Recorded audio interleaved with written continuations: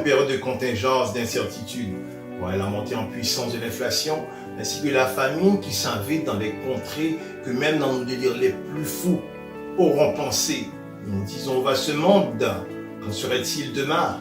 Les choses qu'autrefois que nous croyons certains va paraître ébranlées et même s'écrouler, alors que nombre d'entre nous sont maintenus artificiellement du vivant par des pilules ou des thérapies de toutes sortes. La solution à tout cela, c'est Jésus le Christ. Peut-être que vous dites à l'intérieur de vous, j'ai déjà donné une chance à Jésus. En fait, lui avons-vous offert une vraie chance? Et certains disent ceux avec raison, qu'il en soit une situation d'emploi ou toute autre, ils n'ont su me donner une vraie chance. Mais qu'en est-il de vous? Avez-vous offert une vraie chance à Jésus le Christ? Offrez-lui donc une vraie chance et vous saurez voir ce qu'il fera dans votre vie. C'est la raison pour laquelle nous invitons à tenir un culte à sa gloire et ce dimanche après dimanche de 10h à midi. Nous sommes localisés au 213 rue du Médoc, Terrebonne, Québec, code postal J6W 6K6. Nous comptons vous voir nombreux et serons heureux de vous rencontrer.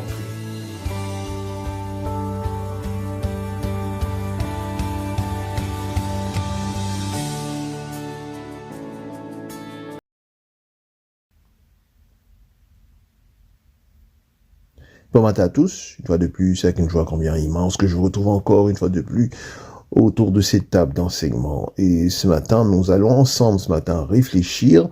Nous prenons un temps de réflexion au travers du livre d'Éphésiens, au chapitre 5, du verset 18 au verset 22. Cela se lit comme suit. Ne vous enivrez pas de vin, ceux de la débauche, soyez au contraire remplis de l'esprit. En tous les niveaux, par des psaumes, par des hymnes, par des cantiques spirituels, chantant et célébrant de tout votre cœur et louant du Seigneur. Rendez continuellement grâce pour toutes choses à Dieu le Père, au nom de notre Seigneur Jésus-Christ, vous soumettant les uns aux autres dans la crainte de Christ. Femmes, soyez soumis à vos maris comme au Seigneur, car le mari est le chef de la femme, comme Christ est le chef de l'Église, qui est son corps, et dont il est le sauveur. Pour notre exquise de ce matin, il y a un verbe qui cantonne, qui marque ce passage, c'est le verbe remplir, qui signifie mettre quelque chose dans un contenant, jusqu'à ce qu'elle soit plein. Il peut ainsi être utilisé de manière littérale. Par exemple, remplir un verre d'eau, remplir le formulaire, remplir le réservoir d'essence avant de partir en voyage, remplir un panier d'épicerie. Elle peut également, ce mot peut être utilisé de manière figurée, telle que remplir une mission, remplir une responsabilité, remplir un mandat, ou bien encore remplir un rôle. C'est un verbe couramment dans lequel, au travers de la langue française, nous pouvons faire l'emploiement, et il possède à la fois plusieurs nuances de fonction, de sens, et toujours par rapport au contexte que nous ferons son emploiement. Et quand on dit quelque chose est rempli, c'est que cela satisfait à une exigence, cela satisfait un besoin, une condition. Tu rempliras les documents nécessaires avant la fin de la journée. Les élèves remplissent leur cahier avec des notes. J'ai rempli la bouteille de lait pour le petit déjeuner. Vous remplissez les cartons avant le déménagement. Donc, ce verbe remplir peut avoir plusieurs résonances. Et selon Matthieu 25, nous avions observé que les vierges folles n'ont pas su rentrer dans la salle des noces. La raison pour laquelle, c'est que leur lampe s'éteignait. Et la lampe, au travers de ce passage, au travers de ce parabole, la lampe est la parole de Dieu. Puisque dans le psaume 116, il est dit « Ta parole est une lampe à mes pieds, une lumière sur mon chantier ».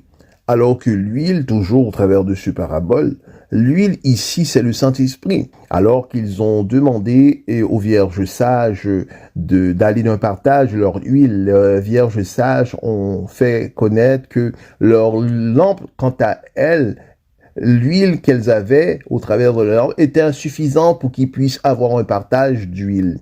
Alors, elles leur ont dit d'aller vous en acheter au supermarché. Alors, les vierges folles s'empressèrent maintenant d'aller à faire l'achat de cette huile. Et au moment qu'elles revenaient maintenant sur leurs pas et pour maintenant franchir la salle des noces, eh bien, la chose il arriva quelque chose de majeur, c'est que ils trouvèrent la porte fermée. Alors que la porte étant fermée, maintenant, elles frappèrent la porte avec insistance, avec beaucoup d'instance. Et elles frappèrent à la porte disant « Seigneur, Seigneur, ouvre-nous parce que nous avons été à l'église tous les dimanches, nous n'avons pas manqué aucun des services, nous avons participé généreusement à l'offrande et également les dîmes, et nous étions également membres de l'accueil, nous étions membres également du comité de l'église. » Eh bien, le Seigneur leur répondra « Dehors, je ne vous connais pas, serviteur d'iniquité. » Selon 1 Thessaloniciens 4, verset 16, il dit « Car le Seigneur lui-même, un signal donné à la voix d'un archange, au son de la trompette de Dieu descendra du ciel, et les morts en Christ ressusciteront premièrement. » Et il est que, mes frères et sœurs, il y a des enfants de Dieu qui ont donné leur vie à Christ, et ceux depuis 5 ans, 10 ans, 40 ans, et même qui ont même passé toute leur vie allant à l'église, parmi lesquels nous trouvons des gens qui sont au niveau de la chorale, nous trouvons des musiciens, nous trouvons des dames, des chantres, des moniteurs d'école dimanche, nous trouvons même des fils et des filles de pasteurs. Et il est la chose, c'est que il est beaucoup d'entre eux parmi lesquels ne sauront entendre la trompette lorsque la trompette jaillira, lorsque la trompette se fera entendre. La raison simplement, mes frères et sœurs, c'est que c'est tout simplement, ils ne sont pas remplis du Saint-Esprit. Ils ne sont pas remplis du Saint-Esprit. C'est la raison pour laquelle ils ne sauront entendre la trompette lorsque la trompette se fera entendre. Nous parlons que cette trompette qui se fera entendre est une trompette que nous pourrons entendre par nos oreilles naturelles. C'est une trompette spirituelle. Donc, c'est une trompette qui sera se faire entendre en esprit, parce que lorsque le Seigneur ordonnera l'ange de sonner la trompette, et le Seigneur fera sonner cette trompette à toute heure. Il peut être du jour, mais ainsi, il peut être tard dans la nuit, au milieu de la nuit. Et croyez-vous que si vous êtes dormant sur votre lit, et vous êtes sous vos draps, au milieu de la nuit, que vous saurez entendre cette trompette? Et la réponse est non, vous ne saurez pas l'entendre. C'est pas une trompette qui peut être saisie au niveau des oreilles matérielles. Donc c'est une trompette qui se fera entendre, au niveau de l'esprit. C'est la raison pour laquelle, mes frères et sœurs, ce matin, nous devons être remplis du Saint-Esprit, surtout dans l'ère que nous nous trouvons, les temps de la fin, les prophéties sont accomplies, et nous devons, mes frères et sœurs, car le Seigneur, la Bible dit, viendra tel qu'un voleur. Selon Éphésiens 5, 18, l'apôtre Paul table cette recommandation ou encore cette exhortation en disant « Ne soyez pas remplis de vin, c'est de la débauche. » Il a dit « Soyez remplis du Saint-Esprit. » Soyez remplis du Saint-Esprit. Et ce matin, nous avons pour vous cet axiome qui se veut par une question. Comment, en tant qu'enfants de Dieu, pouvons-nous être remplis du Saint-Esprit? Comment, en tant qu'enfants de Dieu, pouvons-nous être remplis du Saint-Esprit?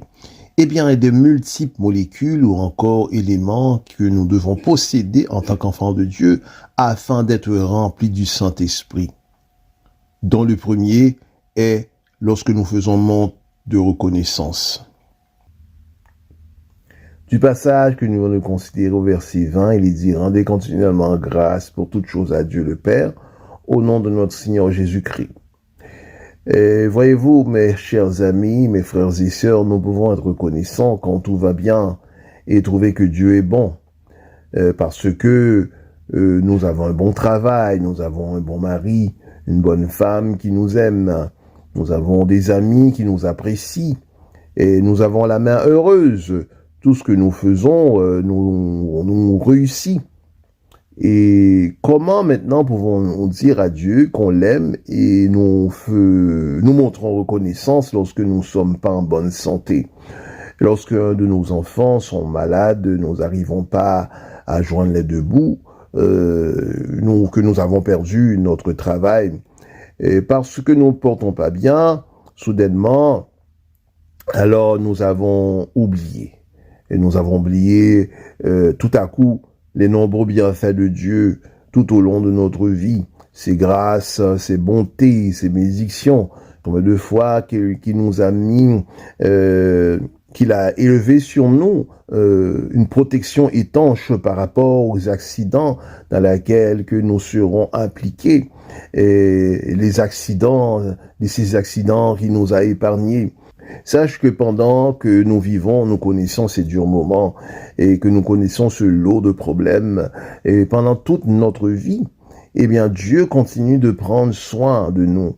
Et alors que parce que nous sommes maintenant nous nous présentons devant maintenant l'arbre, nous nous présentons maintenant devant la montagne, eh bien, tout à coup, ce qui arrive, c'est que nous formulons, au lieu de se montrer reconnaissants à l'égard de Dieu, eh bien, nous formulons des reproches, tout simplement parce que Dieu nous a pas répondu.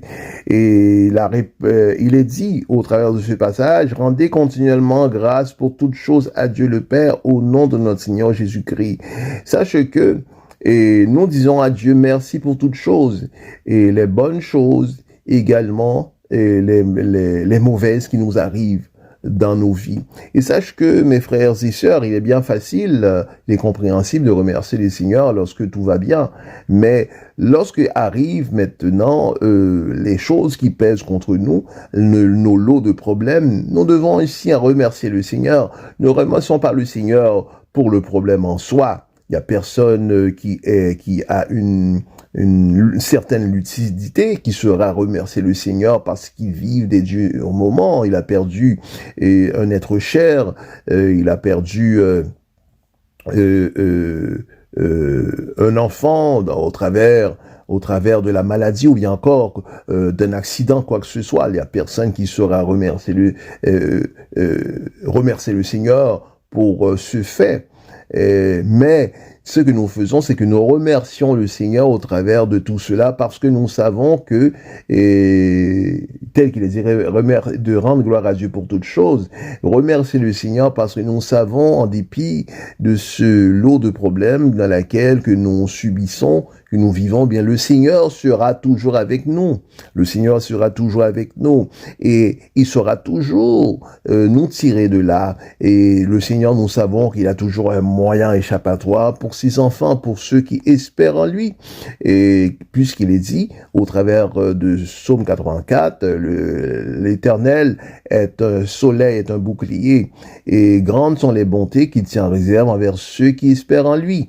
Donc le Seigneur, alors que nous vivons nos durs moments, eh bien le Seigneur tient pour nous ces bontés qu'il garde précieusement pour nous.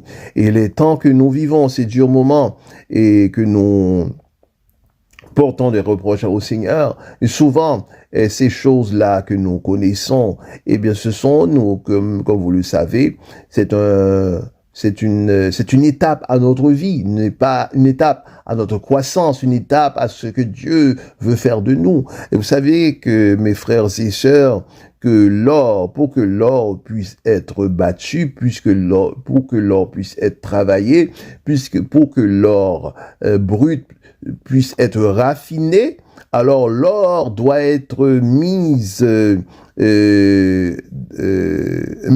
au feu. Et l'or, maintenant, à quel niveau de feu, ou bien encore à combien de degrés que l'or puisse se raffiner? Nous parlons de 2856 degrés Celsius. Donc, pour que l'or puisse être travaillé, pour ce que l'or puisse être travaillé, pour donner une beauté, une touche finale à l'or, alors il faut qu'elle soit chauffée. C'est ainsi que, mes frères et sœurs, que le Seigneur peut, dans l'étape que nous sommes dans notre vie, si que l'Éternel des armées aspire à nous donner une finition, que nous soyons un produit fini, et pour que nous soyons utiles au Seigneur, eh bien, le Seigneur doit nous formater, le Seigneur doit nous raffiner, nous rendre tels qu'il veut que nous soyons. C'est la raison pour laquelle que nous vivons, nous connaissons dans nos vies des durs moments. Et ces durs moments que nous connaissons, et ce n'est pas car nous savons, la Bible nous dit que l'Éternel, notre Dieu, n'est pas tenté par le mal. Le Seigneur n'a pas de mal en lui. Et lorsqu'il nous laisse au milieu de nos circonstances, c'est parce que il veut que nous arrivons à son dessein parfait. Alors, nous ne devons pas, dans ces temps, dans les circonstances, aller à quelques reproches quelconques à Dieu. Parce que tout ce que Dieu fait, c'est toujours pour notre plus grand bien, que nous ne pouvons pas nous fier aux apparences. Tout ce que Dieu fait, c'est toujours pour notre plus grand bien.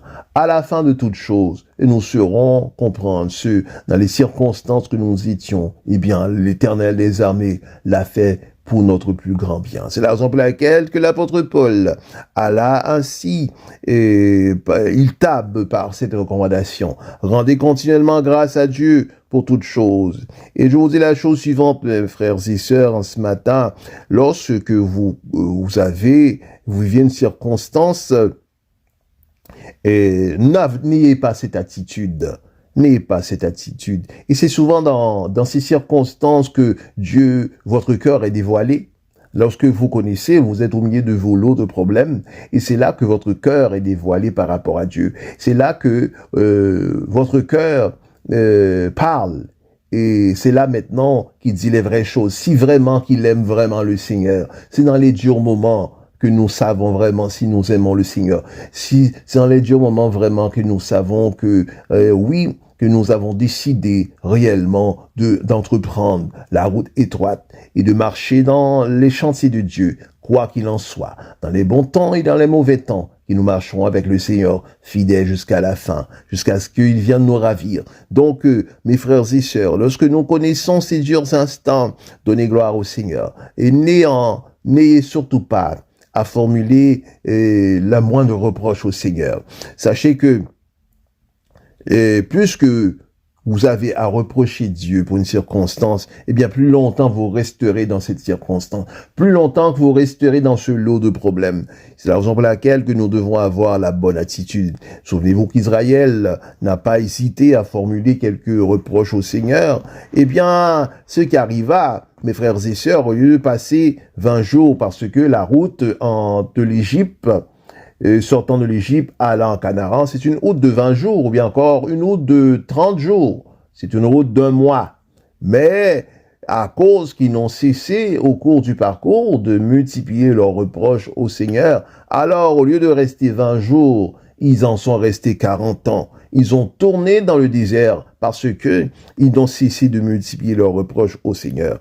Et alors que nous nous plaignons parce que nous vivons une circonstance, mais ne vous comptez pas le nombre, ne comptez-vous pas le nombre de bénédictions que le Seigneur nous a fait bénéficier, des chemins qu'il a fait pour nous, et alors que tout nous semblait perdu, alors que nos frigidaires sont pleins, et nous ne pouvons pas dire merci à Dieu. Savez-vous combien d'enfants, mes frères et sœurs, en Haïti, qui chantent les louanges de Dieu, l'estomac vide? Et depuis que nous sommes entre au pays, voilà maintenant 10 ans, 20 ans, 40 ans, nous n'avons pas connu l'estomac vide. Alors que eux, ces enfants, ils chantent le ventre vide. Nous devons plutôt dire merci à Dieu pour le toit qu'il a mis sur nous alors que nous sommes dans les temps de grande froideur, pour les bons parents qu'il nous a donnés, les enfants, la famille, et que nous ne manquons pas en nourriture. Alors que souvent, que ces enfants en Haïti ne mangeons pas, nous, de la nourriture, ce que nous sommes appelés à le faire, souvent, nous sommes appelés à le mettre au rebut. Nous le mettons à la poubelle. Et souvent, nous nous plaignons parce que nous mangeons trop de cette nourriture. Nous devons dire merci à Dieu plutôt pour le travail, les vêtements qu'il nous donne d'acheter dans des magasins ou aller dans les restaurants pour y manger un plat. Et alors que ce que nous faisons des reproches pour les choses que nous n'avons pas réalisées et pour la maladie. Bien que nous sommes malades, mais nous ne sommes pas paralysés. Nous devons dire merci à Dieu pour tout cela. Et c'est ce théologien répondant au nom de John Wesley qui rentra à l'université d'Oxford à l'âge de 21 ans. Il était un jeune homme privilégié par la vie, riche, intelligent et de belle apparence. Un soir, alors qu'il sorta de l'université, il rencontra un portier, sans lit, sans manteau convenable, ayant seulement quelques centimes à ses poches. Trouvant le portier ainsi de bonne humeur malgré son état, alors Wesley s'empressa de dire sarcastiquement « Vous remerciez Dieu de n'avoir rien à vous mettre, rien à manger, et même pas un lit pour vous allonger un peu. Pourquoi d'autres vous le remerciez ?» Alors le portier sourit et répondit humblement « Eh bien, je remercie Dieu de m'avoir donné la vie, un cœur pour l'aimer et le désir pour le servir. » Et le portier émut Wesley cette nuit-là, l'aidant à comprendre le vrai sens du contentement et de la reconnaissance. Mes frères et sœurs, Dieu dans ce monde ne nous a pas promis que tout ira pour le mieux, que tout sera parfait. Sera parfait seulement l'espérance d'éternité bienheureuse. La vie chrétienne que nous sommes n'est pas une marche facile sous un soleil radieux. Elle comporte de nombreuses embûches et de peines et de douleurs. C'est pour cela que nous devons travailler et lutter. Après cela, nous rentrons à la maison. Et lors de ce soir, eh bien, le portier a fait montre de reconnaissance, malgré en réalité qu'il n'avait rien du tout. Alors que d'autres ont tout, reproche Dieu. Eh bien, il honora Dieu en chantant et en louant, malgré sa détresse. Et s'il était gravement malade, ou bien encore il avait essuyé le deuil d'un parent ou bien d'enfant, il aurait agi de la même manière, il aurait fait la même chose. Voyant cela, et Dieu dira un temps après, « Viens mon fils, car tu m'as honoré dans les moments noirs de ta vie, où tu avais tout perdu, ou alors que même qu'ils t'ont oublié. Mais toi, tu n'as pas oublié le moindre de mes bienfaits. Viens maintenant que je puisse te réjouir. » Eh bien, ceux qui sont remplis du Saint-Esprit sauront trouver quelque chose dans laquelle ils remercieront le Seigneur malgré leur situation. Aussi longtemps que nous avons mauvaise attitude et que nous reprochons Dieu, eh bien aussi longtemps que nous resterons dans le problème. Mes chers amis, il est venu de se quitter. Nous poursuivons encore la semaine prochaine au travers de ce passage. D'ici là, veuillez partager la capsule, veuillez vous abonner, veuillez également appuyer sur la cloche de notification afin de pouvoir consulter la prochaine capsule. D'ici là, que Dieu puisse bien vous garder. C'est Pasteur Jade qui vous dit à la prochaine. Pour tous ces offenses, sa louange sera toujours dans ma bouche. Je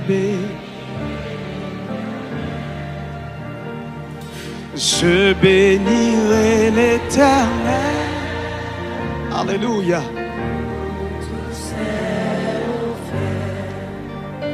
Sa louange sera toujours dans ma bouche.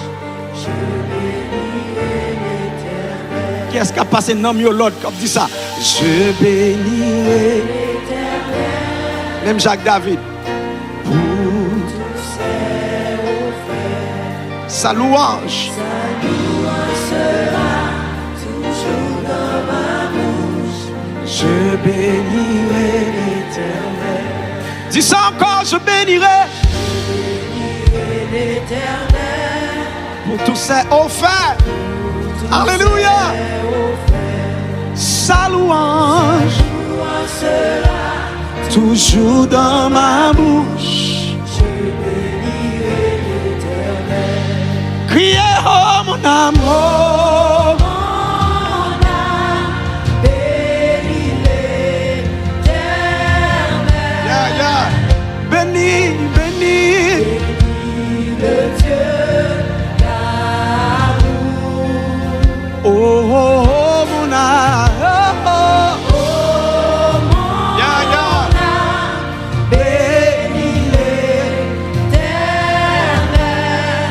Parce qu'il t'a fait du bien.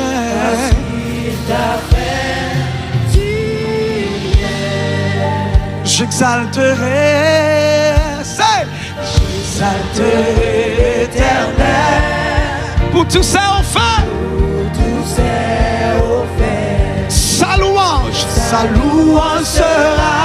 toujours dans ma bouche. Oh, J'exalterai j'exalterai pour tous ses offerts. Combien de monde compte les bienfaits de Dieu dans la vie? Sera toujours dans ma bouche. J'exalterai l'Éternel. Criez, oh mon âme, oh. Mon âme, bénis l'Éternel. Bénis le Dieu. Le Dieu d'amour. Oh, oh, oh, mon âme, oh, oh.